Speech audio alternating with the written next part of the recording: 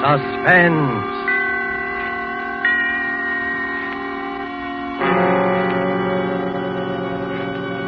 Presented by Roma Wines, made in California for enjoyment throughout the world. Salud. Your health, senor. Roma toasts the world. The wine for your table is Roma, made in California for enjoyment throughout the world. This is the Man in Black, here for the Roma Wine Company of Fresno, California, to introduce this weekly half hour of Suspense. Tonight in Hollywood, Roma brings you as star Mr. Peter Lorre. The suspense play which stars Mr. Lorre and which is produced and directed by William Spear is called Back for Christmas. In this series, Roma brings you tales calculated to intrigue you, to stir your nerves, to offer you a precarious situation and then withhold the solution until the last possible moment. And so, with Back for Christmas and with the performance of Peter Lorre, we again hope to keep you in suspense.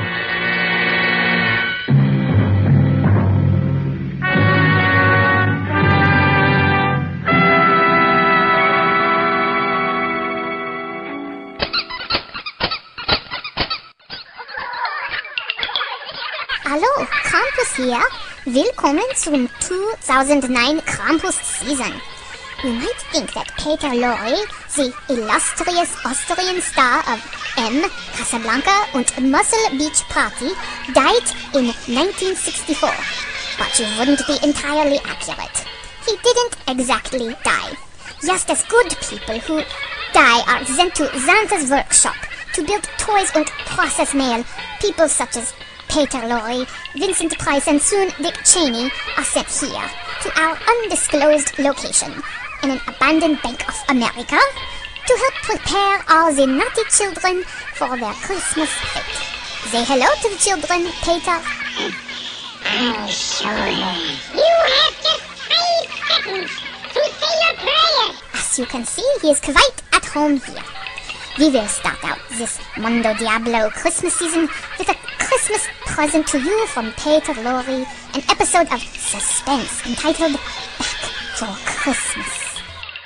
Jingle bells, jingle bells, jingle all the way.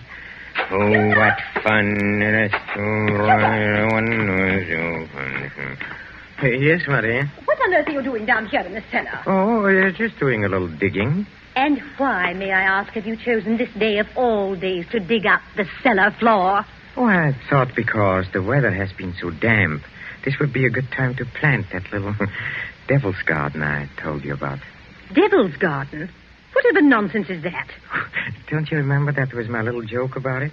You see, I've managed to get hold of the spores of several unclassified wild orchids. In their wild state, they bloom under damp masses of leaf mold. The South American Indians call them devil flowers because they appear to bloom under the ground. Well, I'm sure the South American Indians will be very interested if you succeed in growing these ridiculous flowers under the cellar floor. Whom else it will interest, I can't imagine. Oh, what's that terrible smell? Oh, that's the leaf mold, chemically identical with the earth blanket they grow under in their wild state. And I want to get these started before we close the house. Do you realize that we're sailing for America a week from today, and you've made no arrangements whatever? Unless you call digging a hole in the cellar making arrangements. I certainly don't. Devil's garden, indeed. Sometimes I think you're going soft in the head, Hubert. Oh, I suppose it is inconsiderate of me, you see. And I've been wanting to try this experiment for a long time, but with all those lectures and seminars at the university, there never seemed to be enough time. Well, there certainly isn't any time for it now. I suppose you've forgotten I made an appointment for you at the barber's this afternoon. Oh, must I shave my beard off, Hermione? I thought we'd been through all that. Of course you must. They don't wear beards in America. Bad enough you're speaking with that accent. They'll probably think we're Germans as it is. Oh, I should think it would be quite easy just to explain that I'm Swiss. Now, Hubert, don't be argumentative. Go and get your jacket on and do as I tell you. Yes, Hermione. And don't forget to take your umbrella. It looks like rain. Yes, Hermione. And don't look so put upon, Hubert. Someone has to plan things in this house. Never even get to the university in time for your lectures, much less make arrangements for a trip to America. I know, but what about my specimens? There'll be plenty of time to plant your precious devil's garden when we get home from America. We're not going to be gone forever, you know. We'll be back here for Christmas. Yes, of course. Back for Christmas. I'd forgotten. We'll try to remember it. And if you can't do that, just do as I tell you. I've been making the plans in this house for 20 years. And if there's any digging to be done, I'll manage that as well. You understand, Hubert? Yes, Hermione. Good.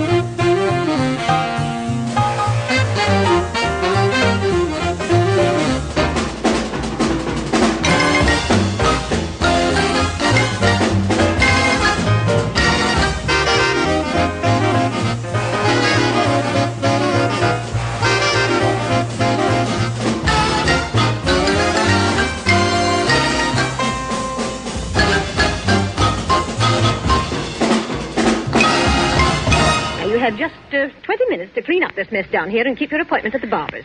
And when you're finished there, I want you to come straight home. All right. I wanted to stop at Miss Markham's and pick up some books I ordered. Well, all right. But don't loiter there the whole afternoon mulling over those old books the way you usually do. Now hurry and clear up this rubbish. Get rid of that smelly stuff. And no more digging, mind you. No more digging. I'll show her. I'll have my devil's garden, and if I... No more digging, eh? No more digging. Oh, 15 men on a dead man's chest. Yoo-hoo, and a bottle of rum.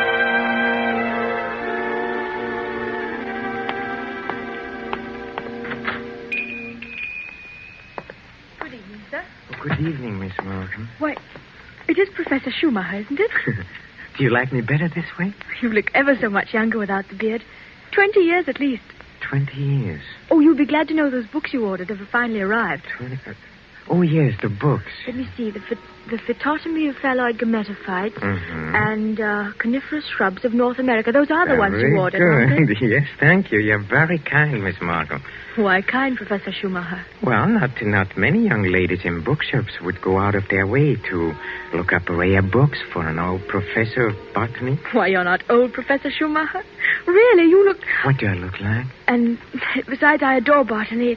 It's my particular hobby. Oh, really? You've never told me that before, Miss Markham. Well, I was afraid to. You looked so imposing with the beard and all. Miss Markham, forgive me if this sounds foolish, but since talking with you today, I feel that shaving off my beard is the most important thing I've done for 20 years. Oh, it is. I'm sure it is. For 20. I'm so sorry that I've been so distant with you all this time. Oh, there were times when I almost spoke up. Times when you came in here tired after a day with your students at the university.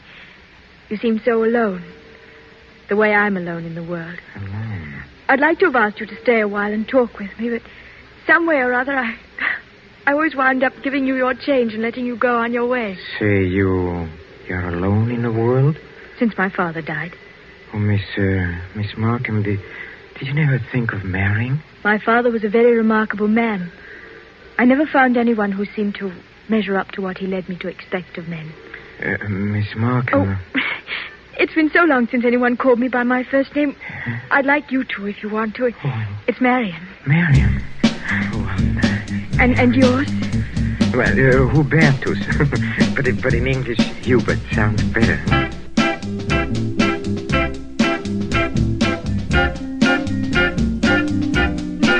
Sleigh bells ring.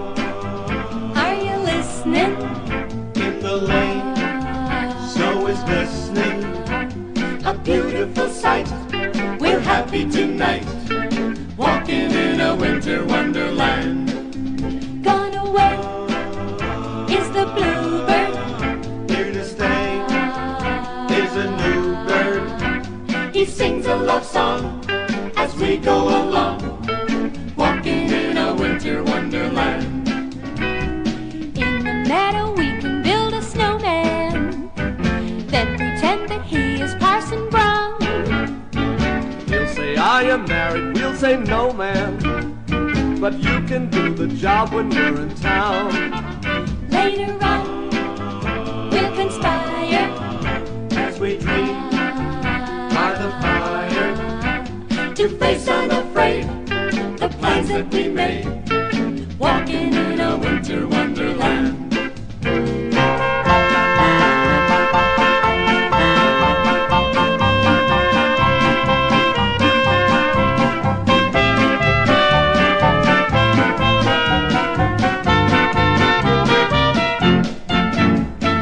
in the meadow. We can build a snowman, then pretend that he is Parson Brown. He'll say, I am married, we'll say, no, man. But you can do the job when you're in town. Later on, we'll conspire As we dream by the fire, to face unafraid the plans that we made, walking in a winter wonderland. Winter wonderland.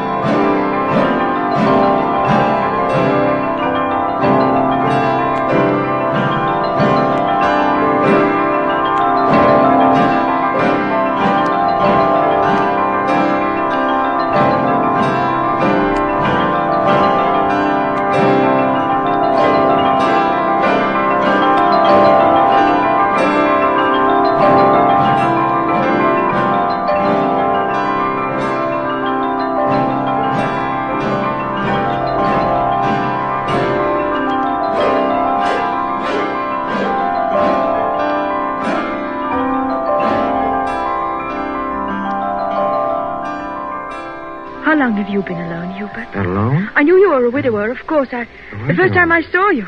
A widower? I can always tell. There's a certain sadness in a man's eyes. A sweet sadness, I think, when he's been married and then A lost... widower. I never thought of it in quite that way. Oh, I'm sorry. I shouldn't have been talking like this, I suppose, but I've often wondered what she must have been like. Your wife, I mean. Hermione? Not an easy woman to forget. Very strong. Always managing things. The house, my wardrobe, my friends. Even when we dined at a restaurant, she even then ordered my food. She was always managing things. Her whole life. Managed herself to death. Poor woman. She must have loved you very much. But she needn't have put herself out so. It's plain to see you don't need things managed for you. No. You need companionship, I think. Someone sympathetic with your work. But the last thing on earth you need is a manager. How well you put it. The last thing on earth.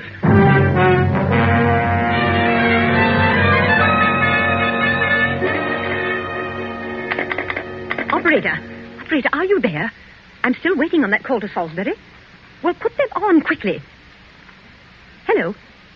Is this Paul Holden's son? It's Mrs. Hubert Schumacher. Did you receive my letter? Good. Now remember, we'll be back for Christmas and I want the job done without fail. What's that? No, I'm sure he doesn't suspect anything. Send it to me in New York as I instructed you, addressed in my name, of course. Yes. I've already put them in the mail. You'll get them tomorrow. Thank you. Thank you so much. Oh, here you are, Hubert. Where have you been? Oh.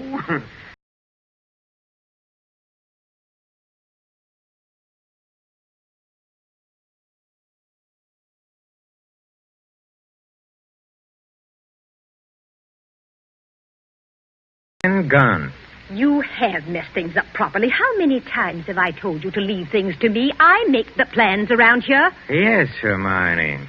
You have to do better than this when I plan the trip home, or we'll never in the world be back for Christmas. Back for Christmas. Back for Christmas. Must you keep saying that? Why not? We are coming back for Christmas, aren't we?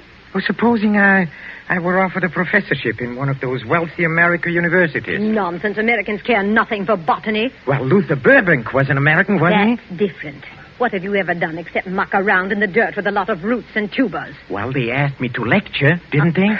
All right. Now, there's no use getting yourself in a state about this, Hubert. No doubt this extra money will come in very handy when we arrive back for Christmas. I know. Precisely.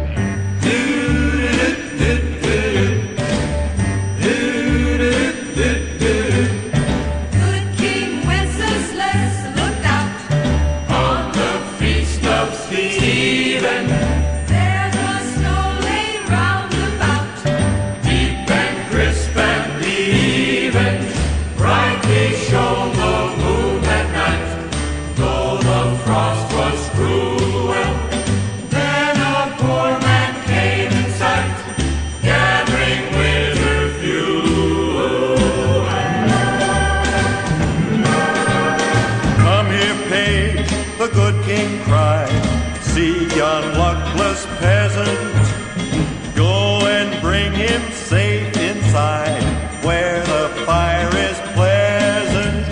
Said the page, I fear to go. Hungry wolves are prowling through those drifts of frozen snow. Listen to their howling. Then the good king braved the cold, saved his lonely castle.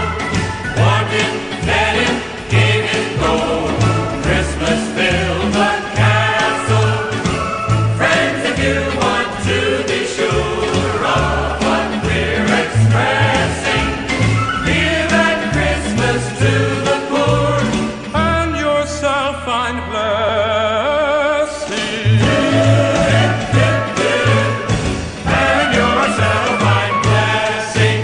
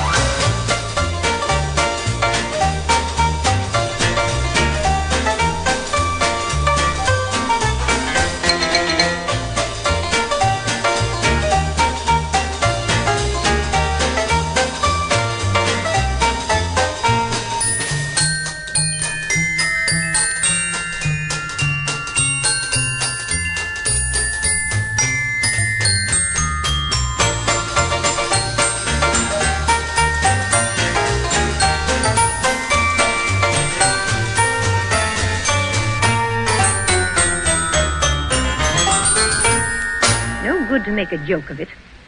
Heaven knows where you'd be today if I hadn't got a sense of time. Yes, Hermione. And as you've been so foolish as to dismiss the servants, you may empty the ashtrays and straighten up this room while we're waiting for the guests to arrive. I'm going in to have my bath. Call me when they get here.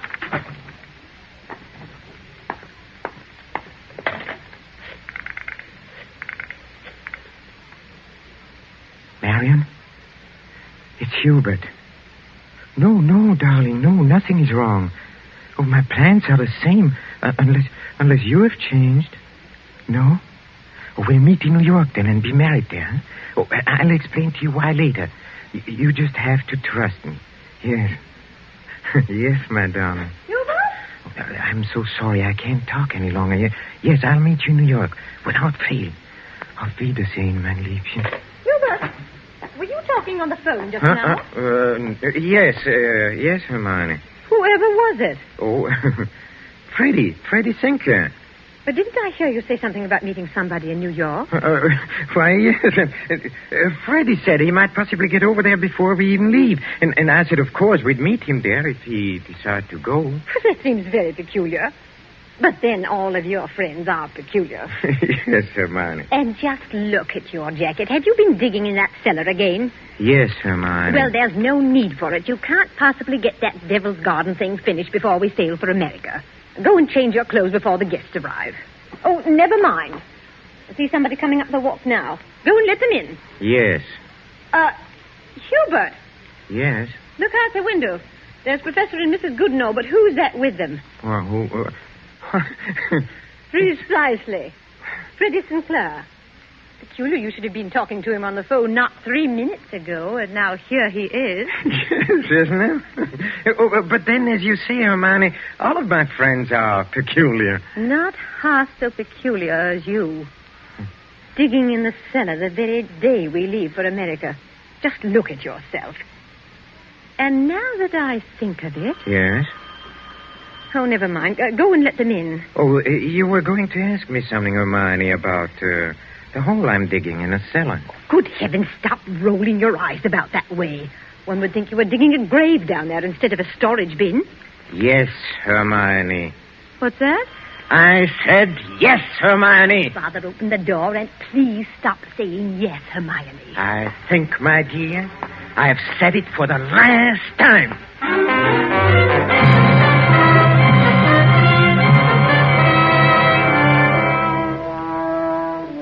A professor of botany, his loving wife, and an oblong pit in the cellar.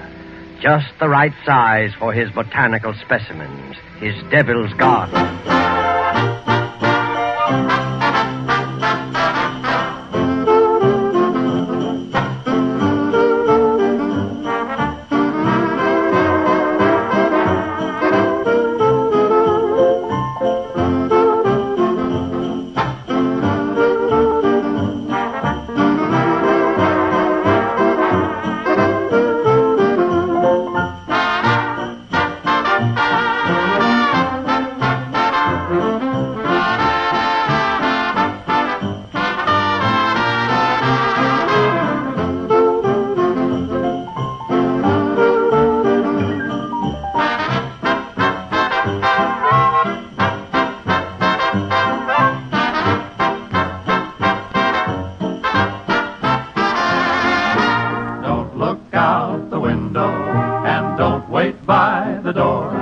He'll be coming down the chimney like he always did before. When you hear his sleigh bells, don't look front or back. He'll be coming down the chimney with a sack upon his back.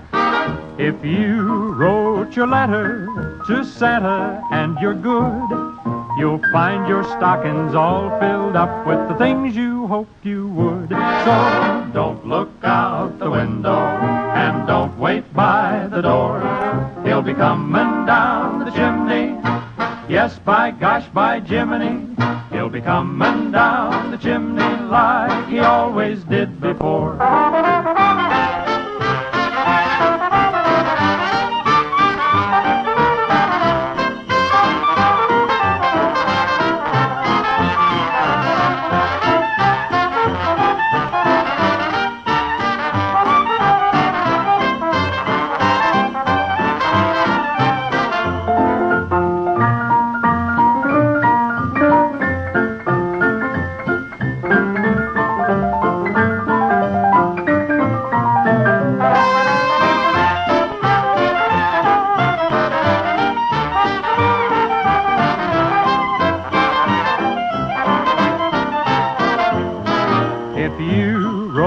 your letter to Santa and you're good, you'll find your stockings all filled up with the things you hoped you would. So don't look out the window and don't wait by the door.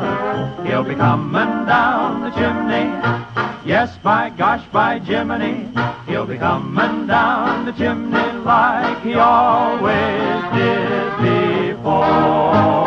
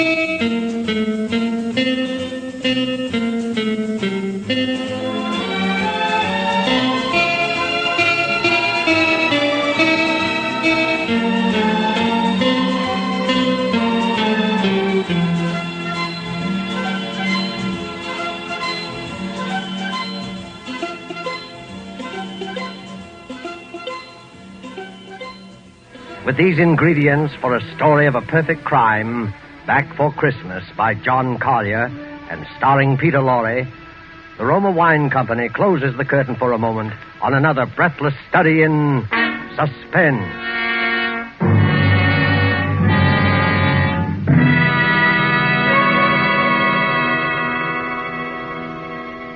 In this brief intermission in the play, it's pleasant to think about the holidays. Not everyone celebrates the holidays against a background of snow and pine trees. Somewhere south of the Gulf and the Caribbean, in a gracious home surrounded by palm trees in the warm sun, you might find holiday dinners ending this way. One moment, please.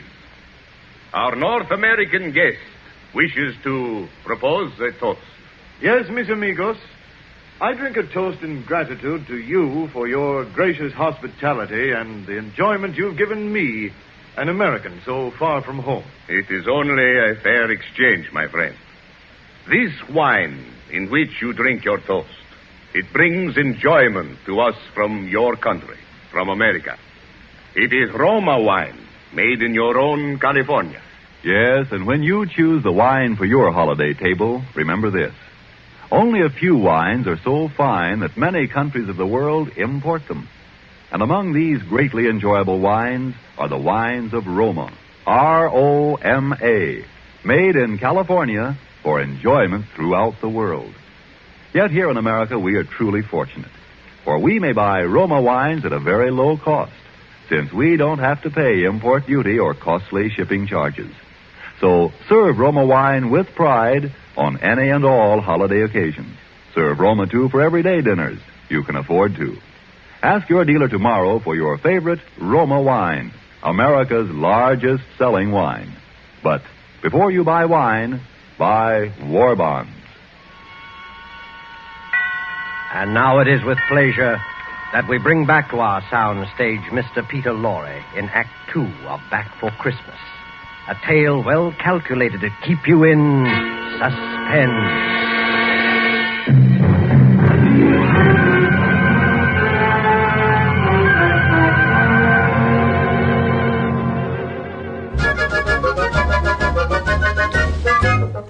Over the river and through the woods to grandfather's house we go. The horse knows the way to carry the sleigh through the white and drifting snow. Over the river and through the woods, oh how the wind does blow. It stings the toes and bites the noses, over the ground we go. Over the river and through the woods, now grandmother's cap I spy. Hurrah for the fun is the pudding done, hurrah for the pumpkin pie. Over the river and through the woods and straight to the barnyard gate. Spring over the ground like a hunting hound, for this is Christmas Day. Merry Christmas, Merry Christmas, hark the bells are ringing, hear the children singing. Merry Christmas, Merry Christmas, Merry, Merry Christmas and a glad New Year. Merry Christmas, Merry Christmas, hark the bells are ringing, hear the children singing. Merry Christmas, Merry Christmas, Merry, Merry Christmas and a glad New Year.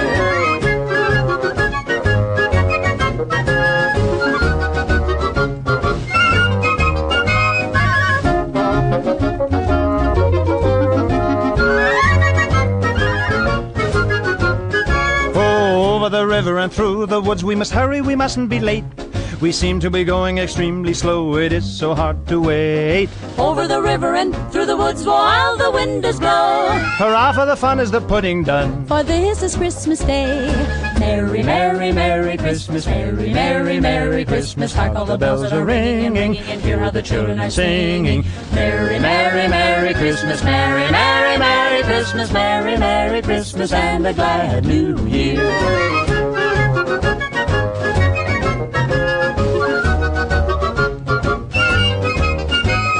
Merry, Merry, Merry Christmas, Merry, Merry, Merry Christmas, Merry, Merry, Merry, Merry, Merry, Merry Christmas, and a glad New Year.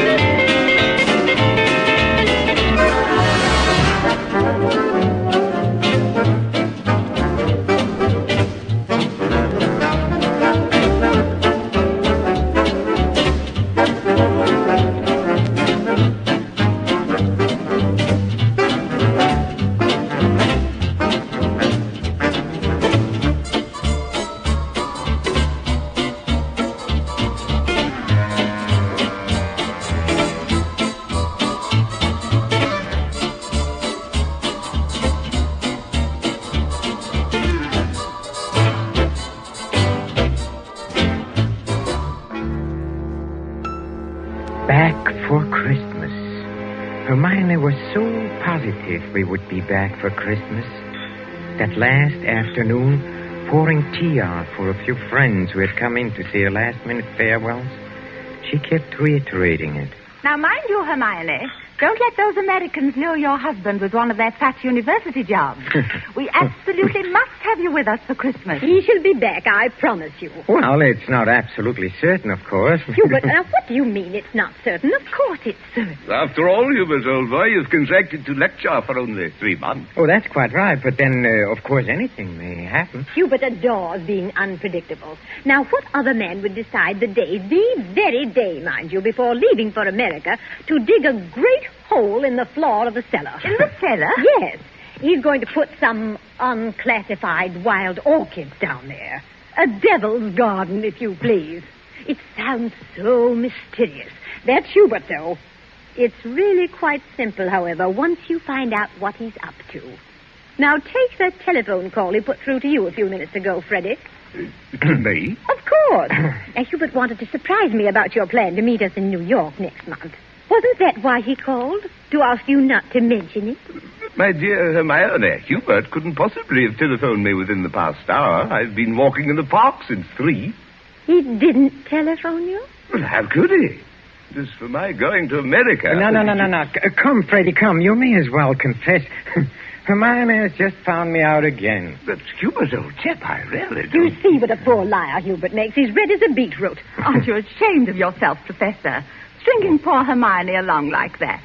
And as for you, Freddie, I'm furious you said nothing to us about going to America. But look here, old girl. I've been trying to tell everyone here that I'm... Stuff and nonsense. The game's gone on long enough. Besides, we must start getting ready. Now, it was marvelous of all of you to come in to say goodbye. And don't worry about Hubert's little jokes. I will bring him back for Christmas. You may rely on it. They all believed her. For years, she had been promising me for dinner parties, garden parties, committees, and the promises had always been kept. This time, they would not be. I had seen to that. The servants were gone for good. The farewells all said. I had timed to the minute how long it would take to fill in a hole in a cellar. My devil's garden. You've all heard of Alice in Wonderland. Well, we have a little story we hope you'll understand. It's about a little snowball we met the other day. He actually spoke to us, and this is what he had to say. I'm Socko, the smallest snowball, but I never get a chance to play. What fun for the other snowballs to be thrown back and forth all day. The kids all built a great big fort with snowballs big and round. But when the battle finished, I was still there on the ground. Oh, if they would only try me. I'm small, but I'm so fully packed. I'm sure if I hit a window, that window would be all cracked. The sun will soon be here, they say, and then I guess I'll melt away. So please, somebody come and play with Socko, the smallest snowball. Oh, how I wish that I could be on top of some big hill. Then I would roll right off and start to roll until I'd get so big that all the kids would point at me and stare and say I was the biggest snowball anywhere. But I'm Socko, the smallest snowball, and it seems I never have much fun. I'll bet if somebody would throw me, I could make all the other kids run. One day a man chased all the kids. He was so big and fat. Oh, how the children laughed when I knocked off his big silk hat. Oh, why must I be so little? I wish I was so big instead. Then if they built a snowman, I might even be the head.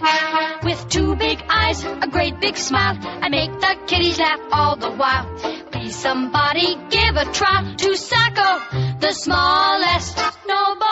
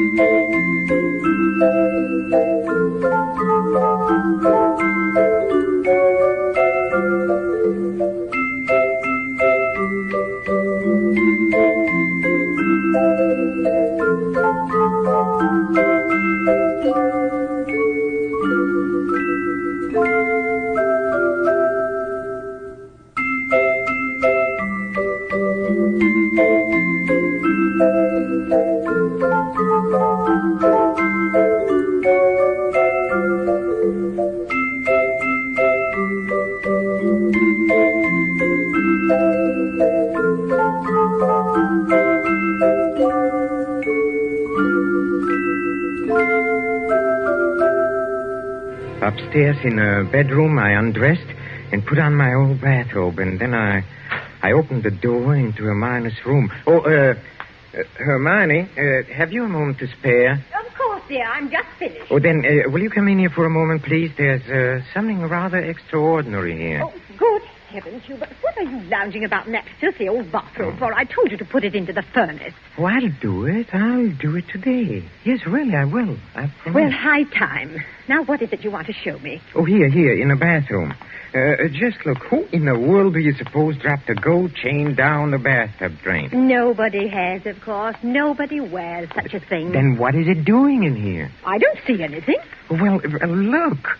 I'll hold this flashlight here for you. If you lean right over, you can see it shining. It's deep down. Oh, such a lot of nonsense. Just as well. Well, I don't see it, Hubert. Go on looking, Hermione, in just a moment. Hubert, I absolutely refuse. Hubert, what are you doing? Take your hands off my neck. I will, Hermione. Just as soon as I've finished the arrangements for my trip to America. What are you talking about? You thought you were the only one who could plan things, didn't you? Didn't you, Hermione, huh? Oh. Well, I've been making some plans of my own this past week. In exactly 2 minutes and 16 seconds, you'll be dead. You see, I planned it very accurately. You'll never get away with it. Oh, I thought you would say that, Hermione, but I will get away with it. You won't mind the smell of the leaf mold down in the cellar when I take you down there today? Yes. That is where you are going, Hermione. Oh. Right into my devil's garden that annoyed you so much. My friends all expect me back for Christmas. They do. If they don't hear from me, they'll start asking questions. No, they won't. Because you'll write them letters, Hermione, on a typewriter, as you always do. They'll be signed H. In that neat, correcting way you always sign your notes to your friends. Here, let me up now. No. It was Christmas Eve at the poorhouse, and the Yule logs were all ablaze, while the wretched inmate shivered, thinking of other days. Outside, the snow beat madly against the window panes, and inside it was mighty lonesome. Christmas had come again. Sitting apart from the others, watching the falling snow, his blue eyes wide and haunting, sat poor little orphan Joe. He was only a tiny fellow, not more than 6 years old, yet his childish lips trembled with a burden of sorrows untold. It was a little boy's first Christmas without a mother's love, so there's no one to tell him stories of angels that watch down from above, and no one to caress his pillow or tuck him in warm and tight, and no one to sit beside him and kiss him a fond goodnight. Love is unknown at the poorhouse. All had known sorrow and woe, so there's no one to pity the sadness of poor little orphan Joe. But Santa Claus would soon be coming, for tomorrow was Christmas Day, and he'd pity a poor little fellow whose mother had gone away. He'd bring some beautiful presents like those of the year before, and after his long, long heartache, little Joe would be glad once more. But would Santa come to the poorhouse? And the little one's heart stood still. And then he thought of the poor keeper's children whose stockings Santa would fill. Their fire would sparkle so brightly, and their room was so nice and warm, why, his stocking could hang with theirs. Surely there'd be no harm. So he took off his ragged stocking. It was faded and worn and old, and he crept down the darkened hallway, his bare toes numb with the cold. He paused in the doorway, from where came a welcome glow, and it looked like a glimpse of heaven to poor little orphan Joe. And then the poorhouse mother hovered above him, her mouth twisted with an angry frown, as little Joe paused on the threshold with his timid eyes cast down. "Well, what do you want?" she asked him, and when he made his request, she harshly laughed and answered, "Well, who would have ever guessed? You'll have to go back where you came from, back where your stocking hung last year. Santa Claus will go there, I reckon. He'll never look for you here."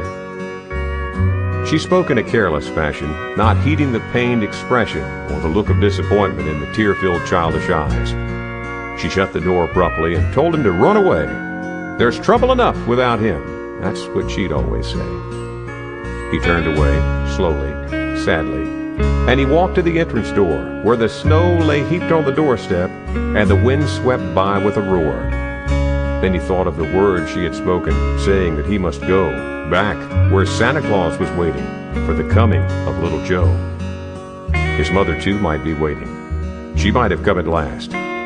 Little Joe's face was glowing and his heart beat loud and fast. It was out into the night that he bravely stepped and struggled on and on, with a courage that never wavered, though his strength was nearly gone. Within him, something pulsed, awakening his faltering steps to guide.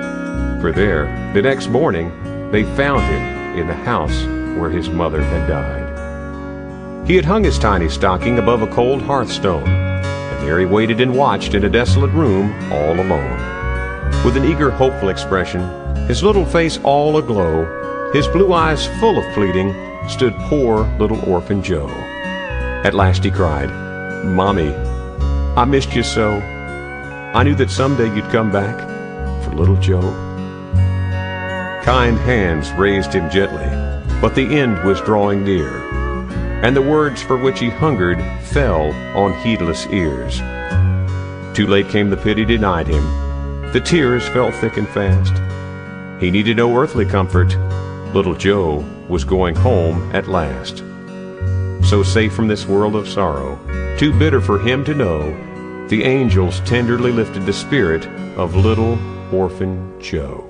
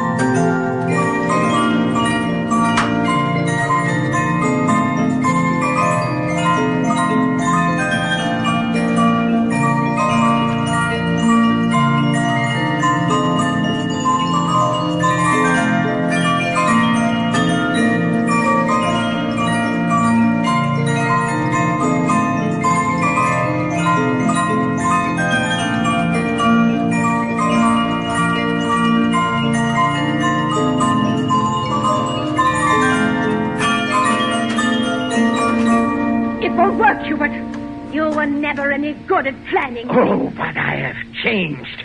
I have learned from watching you all these years. The lecture people in America.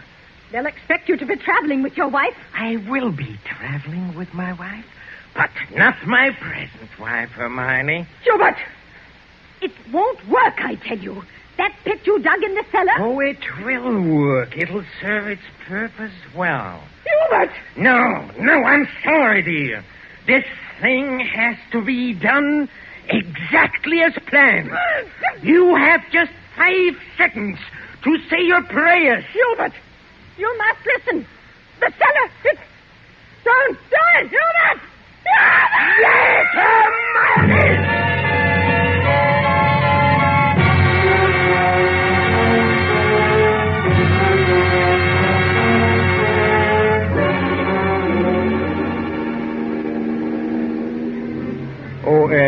Stuart? Yes, sir? Oh, my wife, she's indisposed. She'll be taking her meals in our stateroom. For the whole voyage, sir? Yes, for the whole voyage. I trust your wife is feeling better this morning, Professor Schumacher. A little. Not yet well enough to leave her cabin. Oh, what a shame. Oh, Professor Schumacher. Yes? Here's a copy of the radiogram you sent for your wife last evening. Oh, thank you. I'll just check it over. Oh, but look here. What? What's the matter? Did the typist make a mistake? No. It's nothing important. She can correct it later.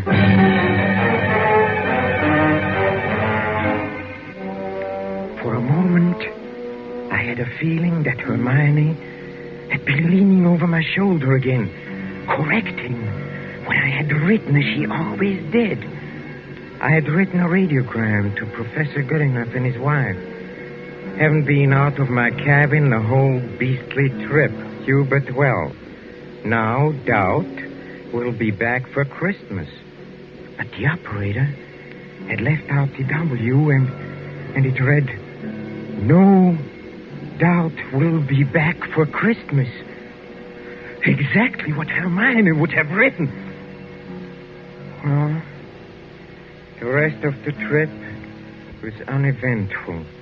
Marion and I met in New York just as we had planned. Just as we had planned.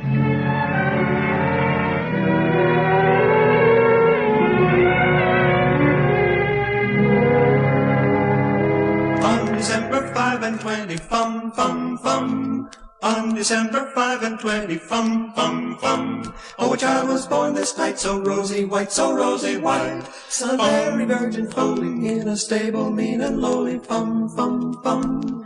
On December 5 and 20, fum, fum, fum, fum. On December 5 and 20, fum, fum, fum. December's the most important day. Let us be gay, let us be gay. We'll go first to church and then we'll have the sweetest buns and candy. Fum, fum, fum, fum, fum. God will send us days of feasting. Fum, fum, fum, fum. God will send us days of feasting. Fum, fum, fum. On December 5 and 20, fum, fum, fum. On December 5 and 20, fum, fum, fum. Oh, a child was born this night, so rosy white, so rosy white. Son of Mary Virgin floating in a stable mean and lowly, fum, fum, fum.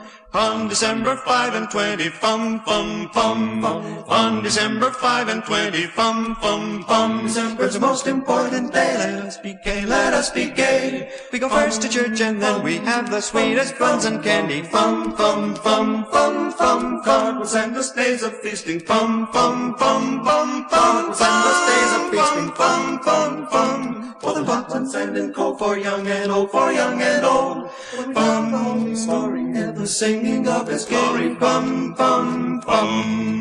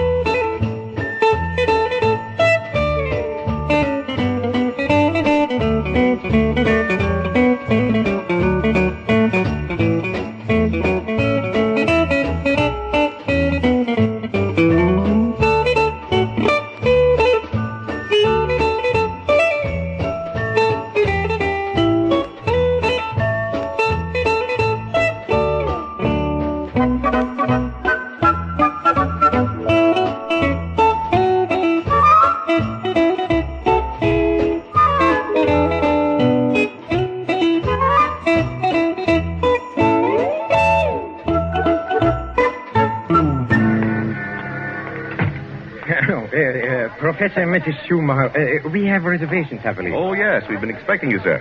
Boy, take Professor and Mrs. Schumacher's luggage up to their suite.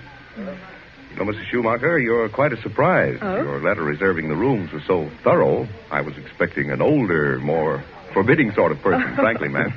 No. As a matter of fact, we're just married, but my letter reserving the room. Oh, I wrote the letter, my dear, and I signed it Mrs. Hubert Schumacher. Just a joke. What a cunning old fox you are, Hubert. Now that I think of it, I almost forgot. There's a letter for you, Mrs. Schumacher. That's peculiar. I wonder who on earth... Oh, well, we'll sure find out in good time. Come along, darling. Oh, we are keeping the boy waiting. Come on.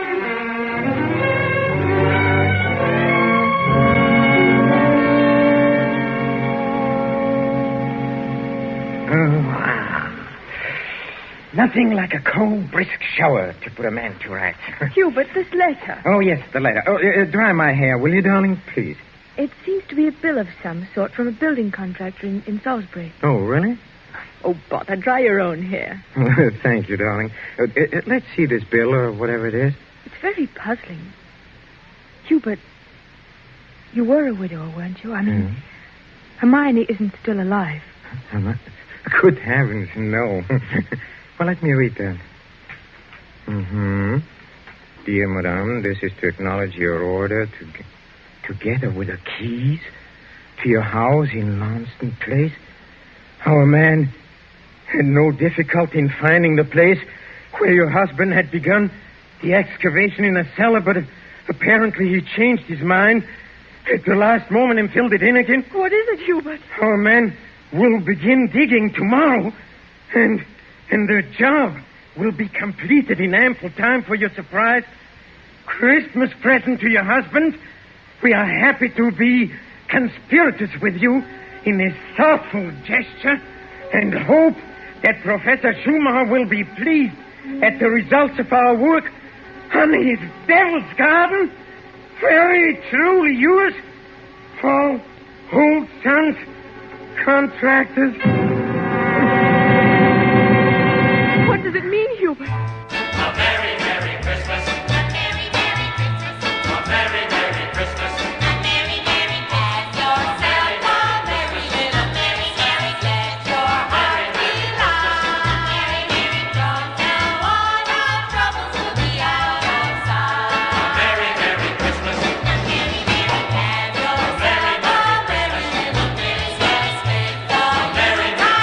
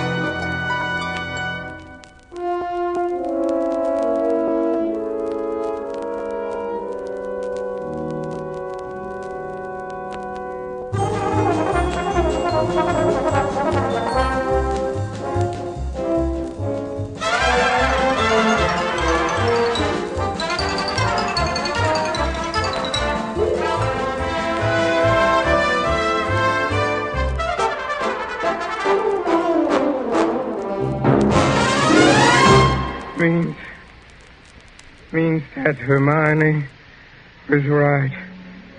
I will be back for Christmas. I will be back for Christmas. I will back for Christmas. Back for Christmas. Yes, Hermione.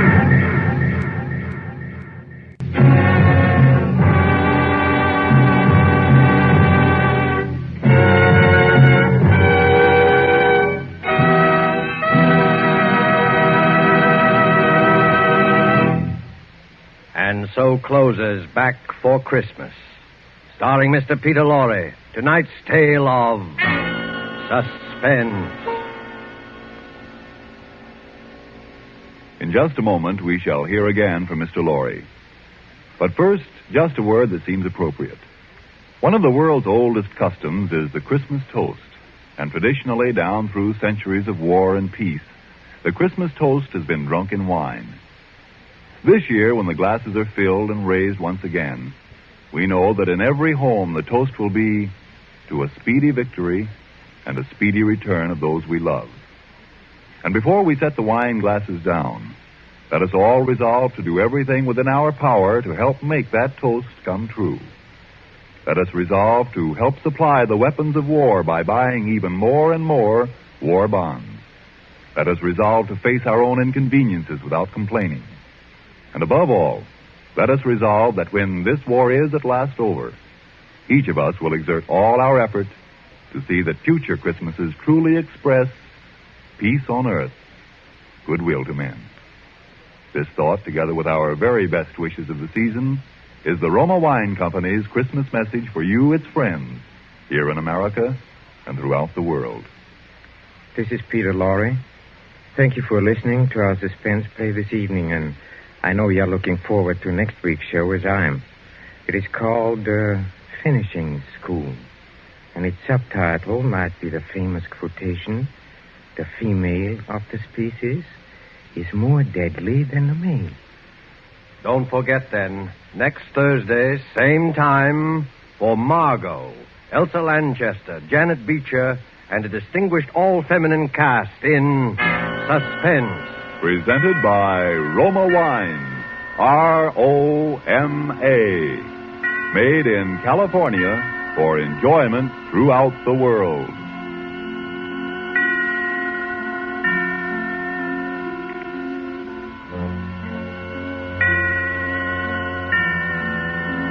This is the Columbia Broadcasting System.